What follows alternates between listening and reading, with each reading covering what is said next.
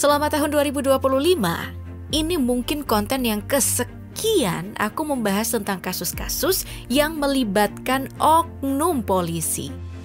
Oke, aku akan tetap memakai kata oknum ya, karena kebanyakan dari mereka sulit mengakui kalau memang ada masalah yang sistemik di institusinya. Ya, meskipun oknum ini jumlahnya tidak sedikit. Seperti yang sudah aku singgung tadi nih, ada banyak kasus. Dari kasus penyalahgunaan wewenang, keterlibatan dalam tindak kriminal, sampai pelanggaran etik. Nah, kejadian-kejadian ini bukan cuma mencoreng citra penegak hukum, tetapi juga meruntuhkan kepercayaan masyarakat terhadap aparat yang seharusnya menjadi pelindung dan pengayom. Dan sampai sejauh ini, aku mungkin akan mengajukan satu pertanyaan besar. Apakah ada yang namanya integritas di institusi kepolisian? Atau memang ada permasalahan sistemik yang lebih besar? Contoh saja kasus Rizky Luatoni, seorang ASN di Lombok, NTB yang nekat mengakhiri hidupnya pada 17 Maret 2025 karena dituduh mencuri handphone dan diduga diperas oleh polisi hingga 90 juta rupiah. Kronologinya, Rizky saat itu salah mengambil handphone yang sedang di-charge yang ternyata milik pegawai minimarket saat sedang berbelanja. Nah, sebenarnya dalam kasus ini sudah ada kesepakatan damai dari kedua belah pihak dan permintaan maaf dari Rizky di Polsek Kayangan. Dan ada uang damai senilai 2 juta rupiah. Tapi kasus yang sudah berakhir damai ini ternyata masih diproses oleh oknum Polsek Kayangan. Bahkan, oknum ini menyebut kalau kasusnya berlanjut sampai ke kejaksaan.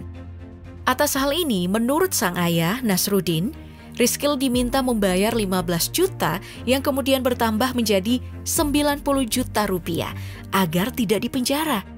Karena depresi terus ditekan, Rizky pun memilih mengakhiri hidupnya. Kematian Rizky pun memicu kemarahan massa yang kemudian merusak Mapolsek Kayangan. Meski pihak polisi membantah adanya pemerasan, Kapolsek Kayangan dicopot dari jabatannya. Anggota DPRD NTB sekaligus juga politisi PDIP, Raden Nuna Abriyadi, meminta aparat kepolisian bekerja profesional dalam menangani kasus ini. Nah, kasus lainnya yang juga viral dan sekarang sedang dalam penyidikan adalah kasus judi sabung ayam yang mengakibatkan 3 anggota polisi dari Polres Waikanan, Lampung tewas ditembak. Mereka diantaranya Kapolsek Negara Batin, Ibtu Lusianto bersama 2 anggotanya, Bribka Petrus dan Bribda Galib. Penembakan ini diduga dilakukan oleh anggota TNI dan sekarang sedang diproses. Yang tengah diselidiki sekarang, selain pemicu tewasnya 3 polisi dalam penggerebekan judi sabung ayam, ada kabar tentang uang setoran dari kegiatan ini ke Polsek dan Koramil setempat yang kemudian diduga memicu penembakan. Hal ini diperkuat dengan pernyataan dari Kapendam 2 Sriwijaya, Kolonel Eko Syah Putra Siregar. Bagi-bagi uang hasil judi sabung ini didapat berdasarkan keterangan para saksi yang sekarang udah ditahan. Soal jumlah, ini masih didalami. Namun yang beredar di media sosial, jumlahnya itu bahkan mencapai ratusan juta rupiah setiap bulannya. Namun, ada saling bantah antara TNI dan kepolisian. Kapolda Lampung, Irjen Pol Helmi Santika, membantah tudingan tersebut terkait penerimaan setoran judi sabung ayam. Masih di Sumatera, Korps Pemberantasan Tindak Pidana Korupsi menetapkan 2 anggota polisi, yakni Kasubdit Ditreskrimsus Polda Sumut, Kompol Romli dan penyidik pembantu Brigadir Bayu sebagai tersangka terkait kasus dugaan pemerasan 12 kepala sekolah di wilayah Sumatera Barat. Jumlahnya tidak main-main, mencapai 4,7 miliar rupiah. Kasus ini bermula ketika ada rencana pembangunan mutu SMK dan SMA di Sumatera Utara. Modusnya, pada November tahun 2024, para kepala sekolah ini diundang untuk ditanyai soal proyek dana alokasi khusus. Untuk melakukan pemanggilan, keduanya terlebih dahulu membuat aduan masyarakat fiktif terkait adanya tindak pidana korupsi di sekolah. Nah, dari sini Kompol Romli dan Brigadir Bayu diduga meminta fee atas proyek ini. Kasus ini pun terkuak saat dilakukan operasi tangkap tangan bersama Komisi Pemberantasan Korupsi. Akibat perbuatannya, Kompol Romli dan Brigadir Bayu diberi sanksi pemberhentian dengan tidak hormat dari kepolisian. Baik, kedua polisi tadi akhirnya harus mempertanggungjawabkan perbuatannya. Tapi, ada polisi di Kabupaten Tuban yang tidak bertanggung jawab setelah menyerempet sebuah mobil Toyota Innova.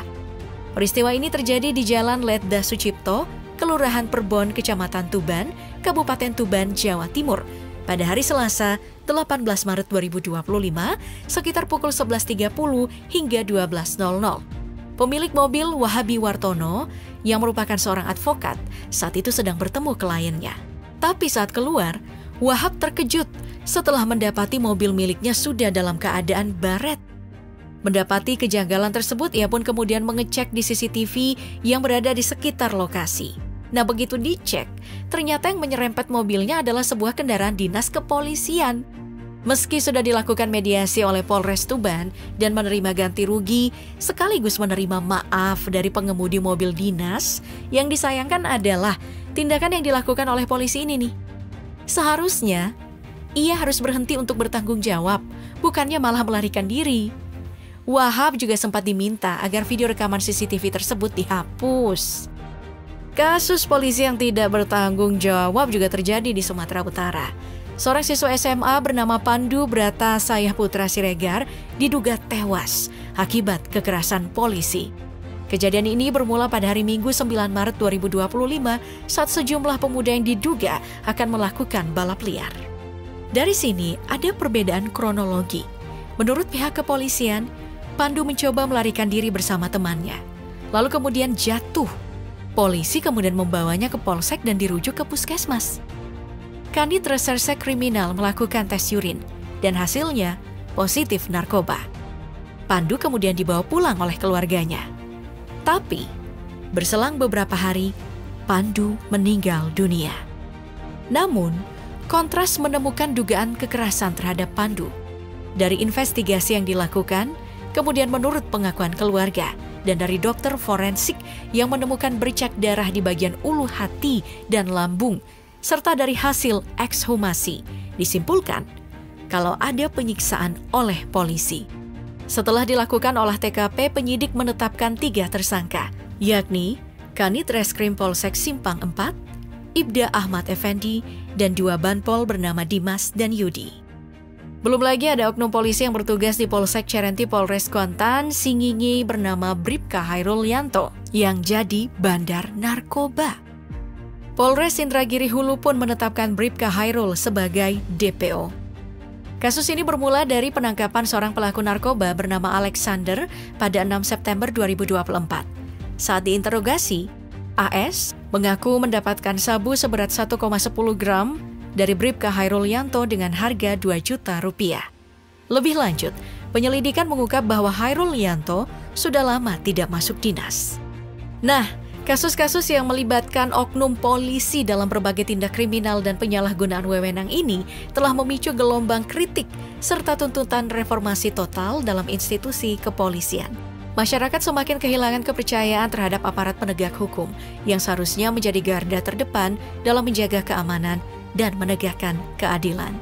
Ditambah lagi yang belakangan ini ramai adalah soal tilang sita kendaraan yang kondisi STNK-nya mati 2 tahun yang akan berlaku di April 2025. Korlantas Polri memang langsung membantah soal aturan ini dan menyebut belum ada perubahan dalam aturan tilang. Tapi jika benar diterapkan, oh wow, kenyataannya penerapan aturan-aturan yang tegas hanya berlaku bagi kita, rakyat biasa. Sementara mereka yang berdasi yang mencuri uang rakyat, hey, apa kabar? Rancangan undang-undang perampasan aset koruptor yang harusnya jadi efek jerah bagi koruptor justru masuk kulkas. Brrr. Kalau menurut aku ya, hal yang justru sebenarnya mendesak itu adalah mereformasi kepolisian. Ini seharusnya bukan sekadar wacana, tapi sebuah kebutuhan mendesak. Perubahan harus mencakup berbagai aspek, mulai dari sistem rekrutmen, pelatihan, transparansi dalam penegakan hukum, hingga mekanisme pengawasan yang lebih ketat terhadap aparat. Tanpa reformasi yang menyeluruh, kasus-kasus penyimpangan akan terus berulang dan kepercayaan publik terhadap institusi akan semakin tergerus.